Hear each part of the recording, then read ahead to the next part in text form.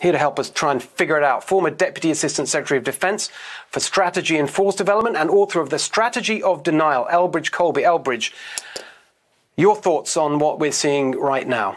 Well, I think you're absolutely right that China is the overwhelming threat, Steve. And this is really not about what one thinks about Russia or Vladimir Putin or whether he's a bad guy or a good guy. Obviously, he's a nasty guy. They've got untoward ambitions, to say the least, and they're dangerous. But we have to think about what's in the American people's long-term interests. And that's clearly the threat from China. This is not about pulling back from the world. This is about recognizing exactly the kind of economic influence that you pointed to just now, but also the tremendous, astounding, near 1,000% increase in budget defense military buildup that the Chinese have mounted over the last decade or two.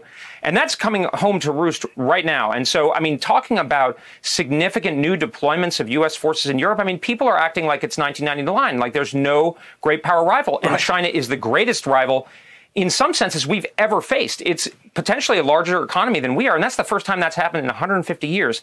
And people are acting like it's 1999. What's really striking, Steve, is to see kind of hawks and Republicans talk as if there's no choices out there. We're supposed to take military hard power seriously. And the fact is we just don't have enough to go around. You might want that to be another way, but that's the facts. And if we put it in Europe, we are increasing the risk to Taiwan. And that's the risk to the Americans' interests over the long term. And I'm so struck by this chorus now for sanctions against Russia, you know, the toughest sanctions we've ever seen because of these kind of military maneuvers. But what's been going on with China for ages? You know, we've been sort of talking about it, the South China Sea, the build up to Taiwan. You and I have talked about it. There's no sanctions on that. Yeah, I mean, I think it shows the degree of enmeshment with China that you pointed to. There's a tremendous interest in the country that don't want that to happen.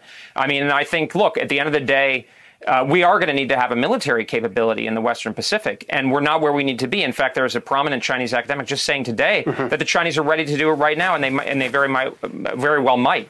So I think that's where our focus needs to be. It's not that Russia isn't a challenge, but as you suggested, the Europeans can handle this. They dwarf the Russians in economic power, and they could turn that to military power if they want. We can help them. We can help the Ukrainians. We can help the Germans, but it's a matter of will. And if we send huge additional forces to Europe right now, that's going to send the wrong message, and that does trade against Asia. And Asia is where the future of the world is going to be settled, and where Americans' futures are going to be settled.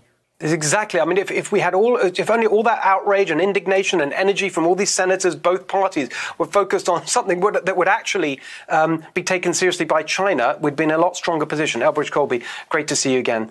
Thanks so much for joining us. We'll be right back.